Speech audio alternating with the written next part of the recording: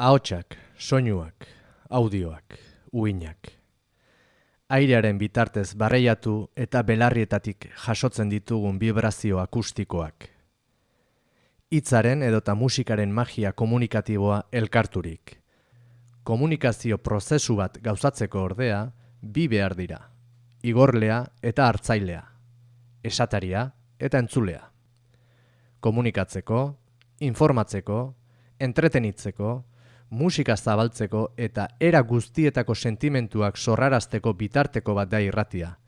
Eta hortarako baliatu izan da 19. mende amaieran asmatu zenetik gaur eguneraino. Euskal Herrian irratigintzak aspalditik du presentzia. 1930ko hamarkadan datatuak dira lehen emisioak, gerra zibil aurreko garaietan hain zuzen ere. Naiz eta, garai haietan entzuteko gailu gutxi izan jendartearen esku. 80. hamarkadan izan zen irrati libreen lerketa eta pixkanaka komunikazio proiektu ezberdinak osatu, egonkortu eta hedatzen hasten dira Euskal Herriko luze zabalean.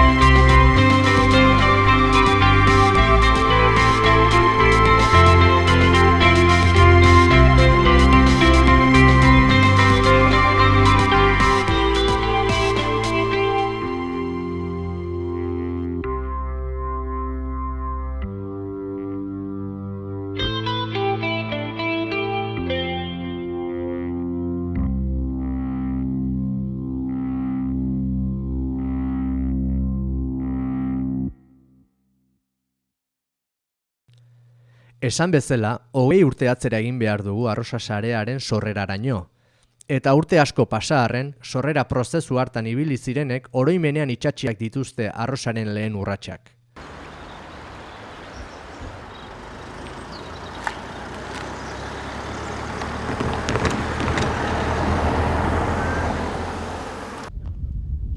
Arrosa sarea sortu zen bi iniziatiba paraleloak momentu batean, 2000 batean.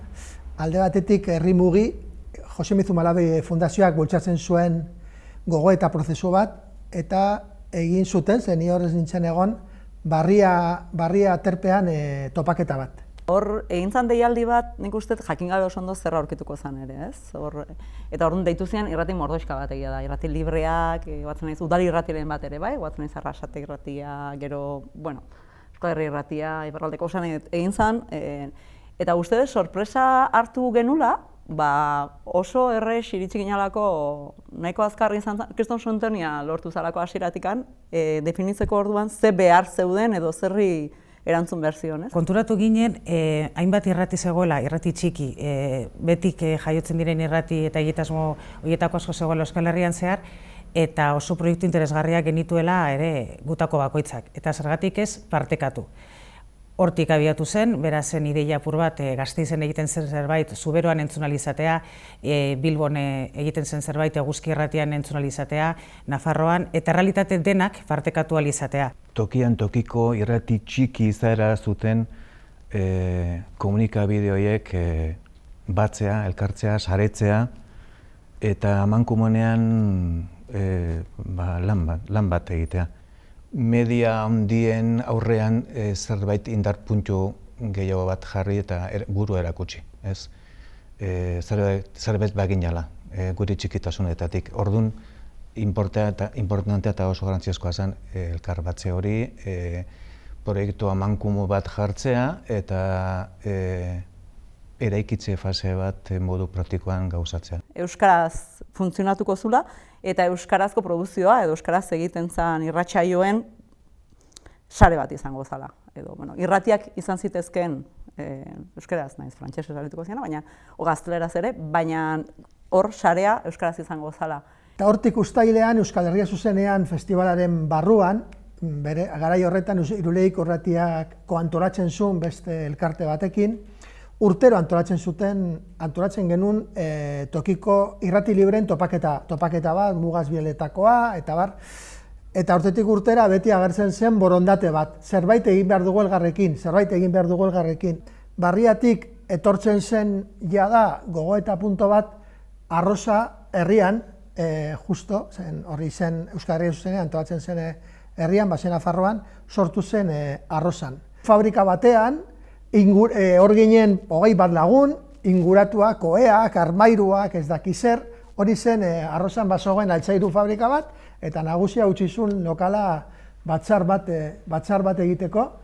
Erdia gau pasatik gentozen, egia da, festivalean ni bezperan lanean egon nintzen, daki zer egiten, hori zen klasiko bat iparraldean, deno joaten ginen Irulegiko irratiaren laguntza ematera, eta besteak zetorren bezperatik barranda bat egin, gero batzuk ziren serioak eta horrela agertu ziren.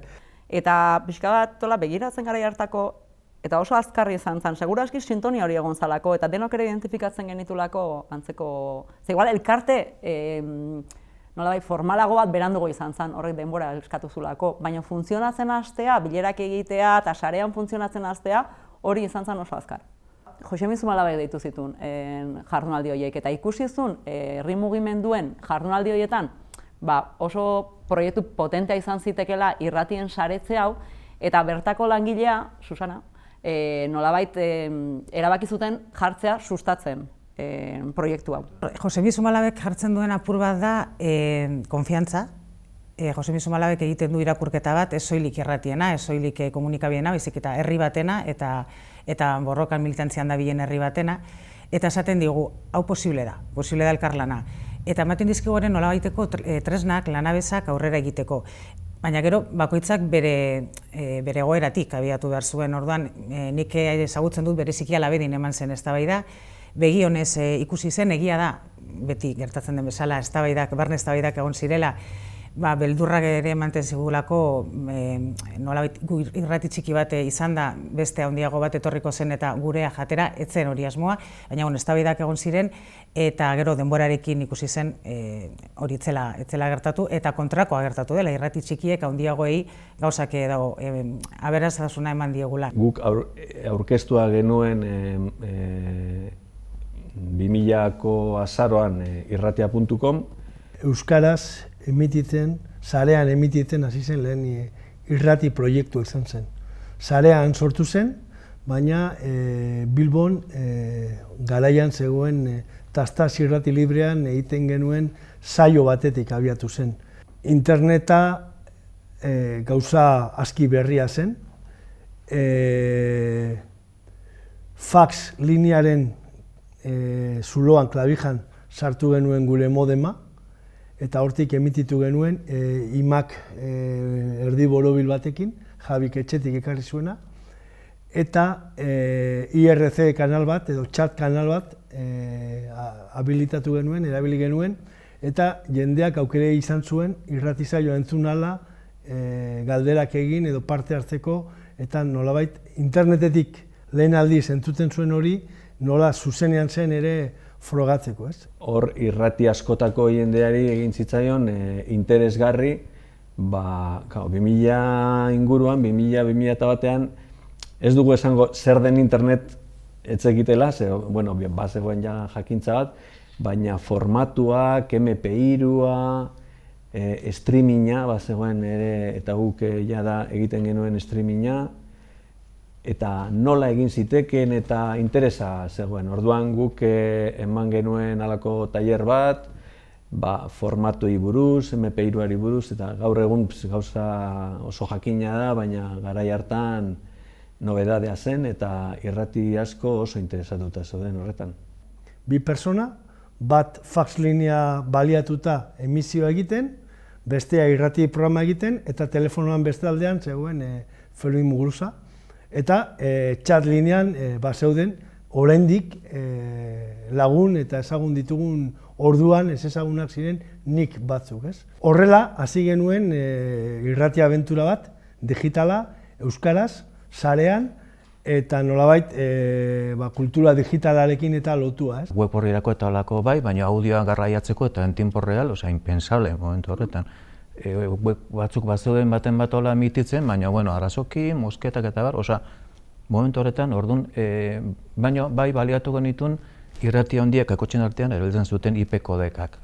Horrekin, en tiempo real eta estudioko kalitatekin edo zein beste irratekin badakit iparraldekoak bazutela dagoeneko bat, orduan bat hartu gendun, denon artean komunikatu izateko, iparralde egualde, Barcelona ere hor muga gainditzeko beste urrats txiki bat nahian bai. Teknikoki lortu gendun hori minimo batzuk gauzatzea, eta gero, uinen bidez, bakoitza bere frekuentzian, etzan kasu guztietan ematen, baina gehienetan bakoitzak altzun ondoko herri baten frekuentzia jaso, tratatu, editatu eta bar, eta jolastu horrekin ez. Hor zaretu ginean, ez, guinen bidez. Niko goratzen dut, alabedik kristolan nintzula. Alabedik, igual gure artean, irratien artean, alabedi ordun orain bezala ere bazan. Eta, alde teknologiko aldetik ere igual aurreratu entxoen zehonetako bazan gure artetik. Eta goatzen naiz irrati ezberdinetara, joan ere laguntzera eta teknikoki hori montatzera, eta hor denbora bat egon zen, nolabait, irratia pixkanaka prestatzen juntziana, igual, aretze hori eta trukaketa hori egin ahal izateko pixkanaka, ez? Oso gauza ambizio osoa zen, 3 langilerekin, kolpetik. Bazegoen nolabaiteko prebizio bat, nik uste, aurreneko urtea irauteko edo, bazegoen, hasiko gara, badago dirua hau egin ahal izateko eta hasi egingo gara, eta bidean urtebete hortan lortu behartzen hori bideragarri bihurtzeko beste sarrera batzuk, ez genuen asmatu. Eta hor diru laguntzu batzuk eskatzen dira, goatzen naiz udalbiltza ere izan garai hartan, udalbiltzak ere diru mordox, ez gogoratzen zenbat, baina egin zuen bultzada bat, goatzen naiz topaguneak ere lagundu zigun, gestori aldetik, bazan proiektu ilusionante bat eta horregon zen, zegoen Milaoko hori, alokairu bat ordaintzen eginana jartzeko zerbitzari nagusi hori, gero bestetikan Andoaingo Martin Ugalde kulturparkera pasa ginean, bai bulegoa eta bai ekoizpen zentrua, hortikan egiteko magazina, eta hor Mikel eta Itziber ari zen zian magazin hori egiten, eta gero, hor badaude gastu batzuk. Horren ilusio handia geneukan, handian pentsatu genuela, ez? Eta txikitasunak ematen dituen, edo dauzkan zailtasunak eta eragozpenak ezagutzen genituen ere, pentsatu genuen handitasunetik aukera gehiago izango genituela. Eta ez ginen konturatu etzela horrela izango, transizio bat ematen ez bagenuen. Nik uste dut proiektuak berak eskatzen zituen baliabideak izateko, Martin Ugalden kokatzea oso ideia ona izan zen inguruan genituen lagunengatik, baina akaso beste modu baten egin ziteken horren besteko inbertsioa egin gabe. Martxa hontan, honek hau ez da oso bideragarria luzera, ez? Denbora aurrera zijoan, ez zen beste sarrera horiek, espero lortu nahi genituenak, Eta orduan egin genuen aldaketa handi bat gogoratzen ditut hor bilera batzuk, Andoaingo Martin Ugalde parkean tipo krisi, eta hor hartu zian erabaki garrantzitsu batzuk. Latza izan zen dena den, horrekin apurtzea, zen nolabait ematen zuen frakaso bat zela, baina ez zen nola izan, bidean beste bide txikiago bat hartzea, gero denborarekin erakutsi diguna emaitza handiagoak eman dituela, ez? Erabaki behartzen zer egin, zuloa handitzen zijoan eta zorrak pilatu aurretik behintzat proiektua zeukan ona, bihotza, hori salbatzea erabaki genuen, oso garbi ikusi genuen denok. Eta horrek erreztu zuen eta nik uste hasieran aipatu dudan giro horrek ere lagundu zuela, gero salbatzen gaur egun arrosa dena izan dadin. Orduan funtsean erabakitzen dena da, igual ajuste bat egon behar dula, ez? Eta hor hasten dira kuotak, irratiak kuota jartzen. Esaten den, igual gastu gutxiago izan behar ditu, eta kuota bidez, gure finkoena horiek dira, nolabait gastu finkoak izan behar dute, itxurri finko batetik. Nik uste alde ekonomikoa oso importanta izan zela maila hortan, ikustea, eta gogorra izan zen. Oso gogorra izan zen, zer erabaki gogorra zian. Eta gero langileak ere, oso interesantea zen egiten ari zen lana, eta hori ez egin alizatea modu hortara izan zen gogorra, nik gogoratzen dut. Ekoizpen propioa edukitzea, soldatak, bulegoak, alokairua, beste hau dena behar bada ezin da, baina bentsat programaen trukea, aurrerapen teknologiko hori guztia, sarea teknikoa lotzea, eta alde neurrian ia hori salbatu dezakegun, eta horrekin batera ia eraiki dugun giro hau eta salbatu dezakegun proiektua jarraitu ahal izateko, ez? Programak elkartrukatzea eta programak elkarrekin egitea kanpoan, ez estudio batean. Beraz, prozesua gogorra izan zen, nik horrela gogoratzen dut, mingarria, nolabait suposatzen zuelako oso handia zen asmo bati amaiera ematea, baina gero denborarekin konturatu ginen, hoberago zela. Gutxienez, izan daitekeen hau, eta ez dezagun ondatu izan daitekeena, behintzat, ez? Eta nahiz eta gogorra izan erabakiak, eta, ez zan egon gure artean tensiorik, oso giro ona, orduan hori bai aipatzen genuen guk. Entzun dugun bezala, gorabera, arrosa sareak aurrera egin zuen, eta aurrera egiteaz arduratu zirenen pertsonen artean, sarea bera koordinatzeaz arduratzen ziren kideak aurkitzen dira. Arrosa sarea koordinatzea ez da lan makala. Irrati asko, mota, herrialde edota antolatzeko modu ezberdinetakoak aurkitzen bai dira sarean.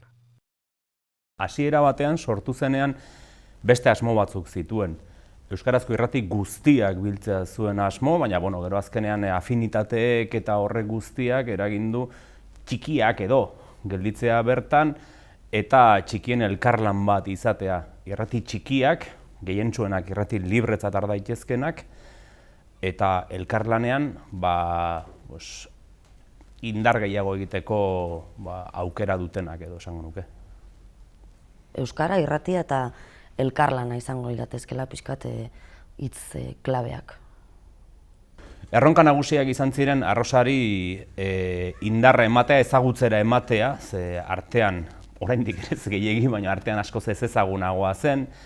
Gure artean ere sarea indartzea izan zen lehenengotako beste erronketako bat. eta hori, eta gero beti errepikatuko dena imaginatzen dute finantziazioa. Finantziazio bilaketa ahalik eta handiena egitea, irauteko, ez aberasteko noski.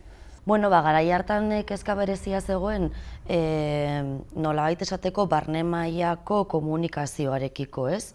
Orduan, pixkat nik kotxe hartu eta hainbat hilabete ibili izan nintzen, Arrosako irrati guztiekin pixkat biltzen, elkartzen, haien beharrak hobeto ezagutzeko, eta elkarlanerako ze aukera eta ze behar zeuden nolabait ere aztertzeko. Irratietan ere jende ezberdin bat hasten da militatze, jende ezberdin bat desagertzen da, eta nik uste dut hori zaintza hori ere garrantzitsua dela koordinatzaile lan horretan. Ronketako bat eta urte luzetan mantendu izan dena da automatizazioarena, ez?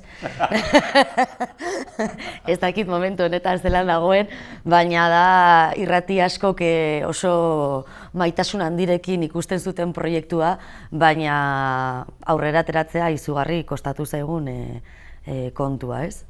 Niri bizi izan zen zebrabidearen profesionalizazioaren hasiera edo esan dezagun. Nekane fitxatu genuen koa, lehenago ibilia zen Nekane ere elkarlanean alabe diren eta beste hainbat irratiren eta zazpiren artean egiten genuen elkarlanean zebrabidea, baina hor ja izan zen, eta orduan zebrabide ezagutzera eramatea izan zen beste puntu importanteetako bat. Gainera, hor etorri zen argia sariarena, eta hori guretzat ere izan zen kristoren txutea. Nik uste ere Arrosa tresna bat dela irratientzako, gure txikitasunetik pixkat komunikabide erraldoi hauena aurrean pixkat handiago sentitzeko, ez, eta gure volumena edo gure sintoniaren zera volumena pixkat igotzeko nolabait, ez. Osatzea parrilla bat, irrati parrilla bat, ez, eta hori, ez daki Bizkaiako edo Gipuzkoako Nafarroako herri txiki baten irrati bat sortu eta ez Euskal Herriko beste zenbait irratsaioekin parrilla bat osatzea, eske nik uste hori da Arrosan balio handienetako bat horretik barnera begirako hori, ez? Bai. Elkar laguntza, elkar... Bere garaian esaten genuen, Arrosak irratika dituen entzule guztiak batuko bagenitu, jakin nahiko nukela, inkestetan eta ze emaitza lortuko lituzkeen, ze irrati batzuk entzule kutsikoak dira, irrati txikiak, baina beste batzuek txikiak izanagatik entzule asko dituzte.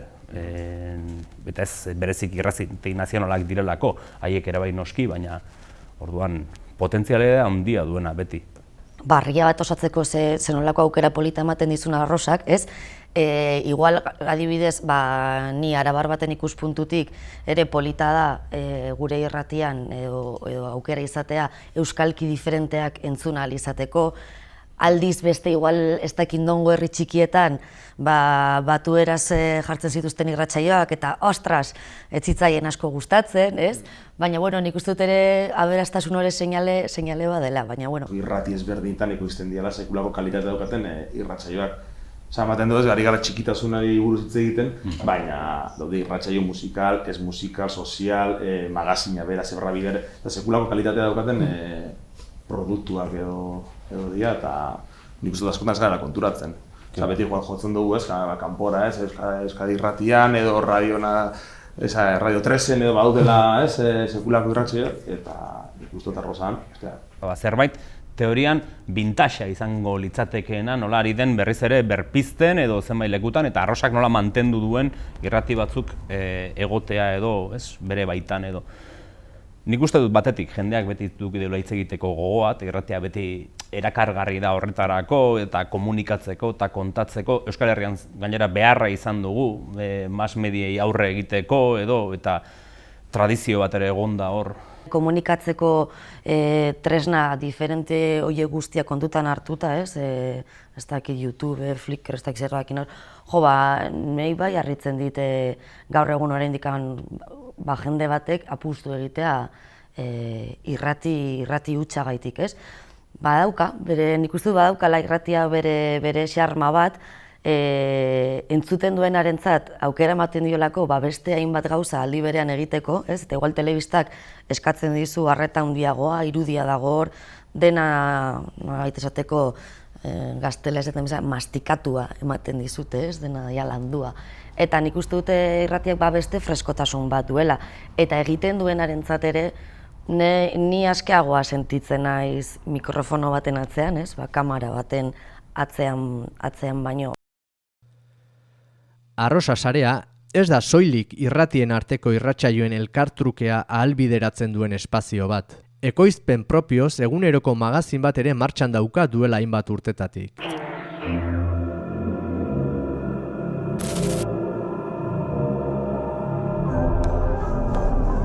Zuria edo beltza? Ala zuria eta beltza? Guk nahiago dugu zuria beltzez edo beltza zuriz.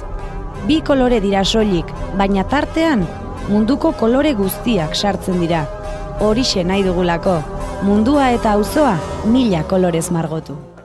Alabedi irratiaren magazin izatetik harago, Zebrabidearekin egin zela ahalegin bat irratien elkarlana bilatzeko, Arrosasareko irratien elkarlana bilatzeko. Okerrez banaiz, asteko 5 egunetatik 2 kubritzen zituen Alabedik, eta sartu ziren Info7, Tastas eta Antxeta irratiak, eta hor, astean behin, Zebrabidea gidatzeko ardura bai izan nuen, asteren arratsaldetan egiten nuen Info7ren Urruñako estudiotik. Eta horri zen asmoa, Arrosasare bezala ere trinkotzekoa, nolabait. Bereziki irrati panorama horretan euskarazko irratigintzan zegoen eskaintzari alternatiba bat jartzeko, herri irrati, izaera komunitarioko irrati, irrati libre, irrati pirata, denetariekoek parte hartzen dute Arrosan, eta horiek elkarlan bat egiteko eskaintza alternatibo bat egiteko nolabait, eta lehendik ere Arrosak zuen filosofia horri eutxita, baliabideak partekatu eta elkarrekin lan gehiago eta txukunago egiteko filosofia horri eutxita, sare gisa trinkotzeko alegin bat etorri zen. Eta erabaki zena izan zen, elkarlaneko aurrekari hori ere bazegoenez, Zebrabidea izatea nolabait, irrati guztiek aldi berean emitituko zuten arratsaldeko magazin hori, gidari bat edo ahots bat jartzea horri, niri eskaini zidaten, zehazki Info7 irratitik etorri zitzaidan orduan eskaintza, eta ilusio erabateko egin zidan, eta nik diferentzia handiarekin irratiaren aldeko autua egiten dut.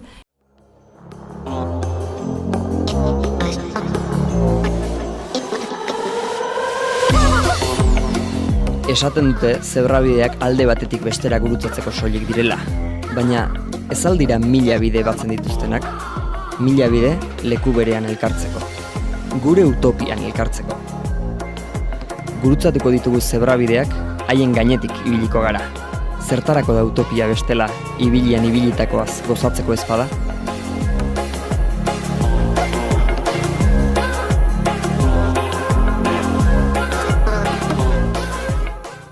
Alabedi irratian ere, Arrosasare guztian bezala, Zebrabidea badela magazin bat asko komentatzen dela, asko entzuten dela, jendearentzat garrantzi berezia daukana, eta ez bakarrik Arrosa barruan, baizik eta entzuleentzako, irratia egiten duten esa parte, entzuleentzako ere bada magazin garrantzitsu bat, eta beti, Zebrabidea, entzun naiz, eta gero iritsi zen aukera Zebrabideako gidaritza hartzeko. Nik hasieran esaten nuen, ni nola hartuko dut 2 orduko magazin bat euskeraz Euskal Herri guztirako egiteko, baina esaten dena metxea la piztina, probatzera. Hasi nintzen kolaborazioak egiten izpiden, hilabetean behinekoak eta hori, eta nolabait ja harreman bat neukan irratearekin. Hasi ziren liberatu bat bilatzen, eta ni neuen rollo, zer da liberatu bat?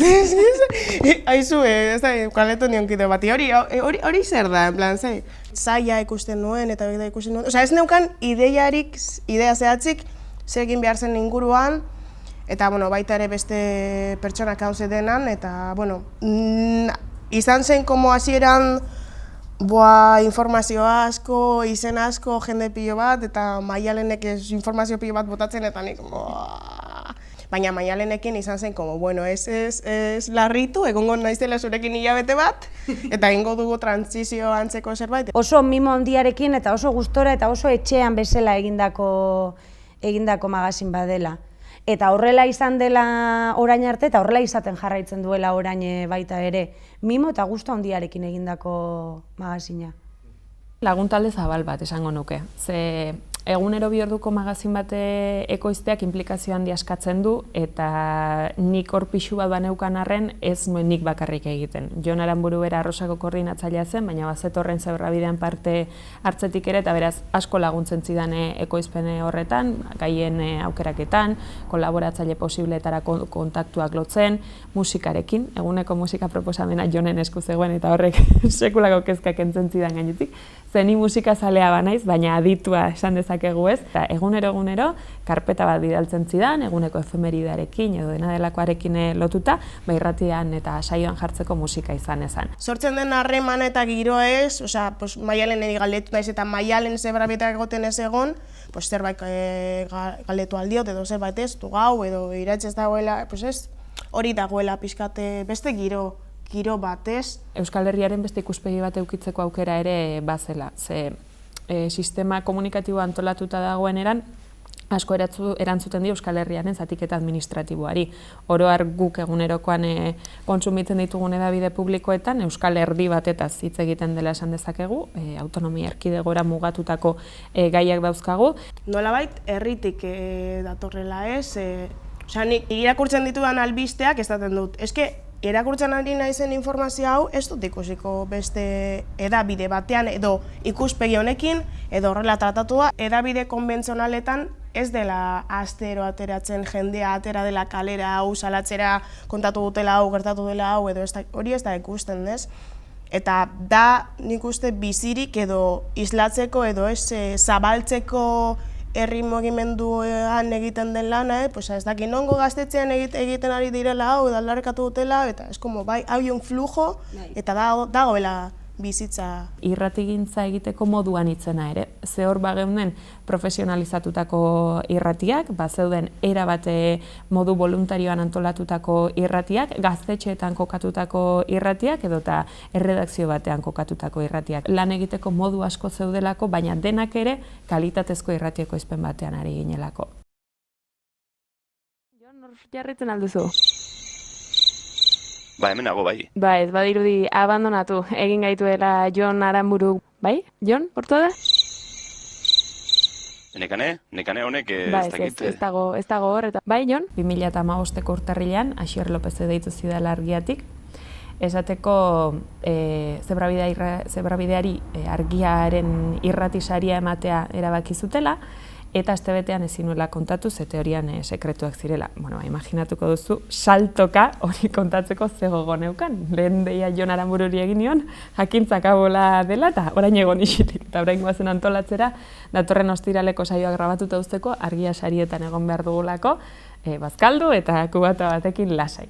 Etzen niri emandako argia sari bat, Zebrabideari eta Arrosari emandako argia saria zen, Zebrabideak lehendik ere bazekarren historia eta irratsaio gisa bazeukan oso izaera konkretua argiak esaritu nahi izan zuena, baina guri egokitu zitzaigun une hortan saria jasotzea, eta hori bereziki gogoan dudan anekdotetako bada.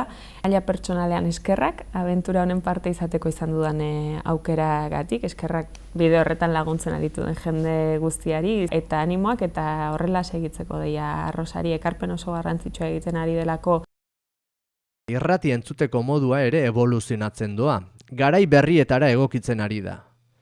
Egon gelan, hainbat familiak albistegiak batera entzuteko gailu bat izatetik, irratsaioak nahieran entzutera igaro gara. Arrosako irratiak ez dira arrotzak eraldaketa horiei. Irratia eta oroar hedabideak kontsumitzeko moduak beti dira aldakorrak, ez? Arrosa sarearen lorpenetan asko zerrendatu daitezke, ez? Baina nolabait arrosak bere APP-a atera duenean, ez? Plazaratu duenean, hori ikusten den mapa hori, ez? Irrati mapa hori, ez? Zenbat programa, saio, irrati dauden ikustea eta entzun ahal izatea, nik uste dut horrek hasierako helburuak baieztatzen dituela eta gauzatu dira nolabait, ez? Batetik, irrati guzti horiek batzen direlako sarearen baitan, irrati horiek gaur egun entzun daitezke klik batetara edozein tresnatan, eta horrek ere erakusten digu teknologia berrienak ere egon daitezkela irrati txiki eta ahulen, ustez ahulen eskuetan, baina bat eginda, txiki guzti horiek bat eginda, proiektu handi bat egin dezaketela, eta nik uste dut aplikazio honek nolabait bide bat markatzen duela, eta etorkizunera begira irrati bakoitza beretik eginez, eta berean eginez, eta berak erabakitzen duenetik, proiektu amankomun handi bat osatu daitekela Euskal Herritik mundura ere hedatzen dena. Lehen behintzatzen sukaldean egoten zen gauza bat, edo autoan entzuten zen gauza bat, edo tailerretan entzuten zen gauza bat, horrek agian jarraituko du, baina gerota gutxiago entzuten dela iruditzen zain niri modu horretan. Aldiz, nahieran entzute hori podcastek ekarri duten kontu hori guztia, asko ari da zabaltzen, eta horrek aldaketa eragin du, hau da, entzuten dugun nahi duguna, ez parean tokatu zaigun hori, eta parean tokatu zaigun hori entzuteko, daude musika irrati horiek fondotik jarrita entzuten dituenak jende askok oraindik ere, baina aldatu da. Informazioa geugoaz informazioaren bila, ez da irratia piztuta zer kontatzen duten. Hor aldaketa nagusi bat gertatu dela iruditzen zait. Garai batean prime timeren araberako kontsumo modua geneukan, askotan esaten zen telebistak irratia jan egingo zuela ere, eta ez dalako hori gertatu, irratiak jarraitu du tokia izaten, baina oso lotua albistegien ezurdurari, puntuetako boletinei eta halakoei, ez da. Eta egia da oso, beste zerbait egiten ari zaren bitartean entzuten egoteko audio zati hoiena, entzuteko modu oso atsegina eta irisgarria dela. Arrosak podcastak egiten zituen, artean izen hori ere igual zenbaitek entzun ere egin ez zuenean. Irratia beti bolkatu izan da webgunera, Arrosaren zutabe importantetako bat izan da Arrosaren webgunea eta garai honek harrapatu gaitu etxeko lanak eginda. Uste dut hor, asmatu zela egoerari puntu batean aurre hartzen ere. Webgunean bertan, eraskotako iraupeneko eta eraskotako gaien bueltako audio zatiak topa zitezken. Nik gaur egun normalean ez dut irratia pizten. Juten naiz edo interesatzen zaidan irrati horren webgunera edo audio artxiboak edo dituzten olako plataformaietako batetara, eta bertan ohitura daukat, interesatzen zaidan audioak filtratzea, interesatzen zaizkidanak, eta interesatzen zaidan momentuan entzutea. Pixkanaka geroz eta gehiago izango da jendeak nahi duenaren arabera kontsumitzeko eta podcasten bidez funtzionatzeko modu hori, eta uste dut Arrosak egina daukala ibilbide hori dagoeneko. Irratigintza oso tresna resilientea dela ikusi dugu, eta irratigintzaren fenomenoa egokitu da sare sozialen, interneten garaira, egokitu da aldaketa teknologiko ezberdinetara, eta guztietan indartua atera da. Eta Euskal Irratigintzak jakin beharko du aldaketa horietan bere ekarpena egiten, ez da, ni alde horretatik irratigintza existitzen bada, euskarria antena bidez den, kable bidez den, uhinetatik den edo bit bidez den, nire ustez gutxienekoa da. Kontua da gaitasuna izatea aldaketa horretarako, eduki interesgarriak sortzea, eduki horiek sortzeko modua ere interesgarria izatea, parte hartzailea izatea, irekia izatea, bizia izatea, ez? Eta alde horretatik nik uste dut euskarazko eta Euskal Herrian egiten den irratigintzak baduela oraindik etorkizun handia. Izan mugikorretan, izan kablerik gabe entzuteko, uhinetatik, kotxean edo mila modutan, ez?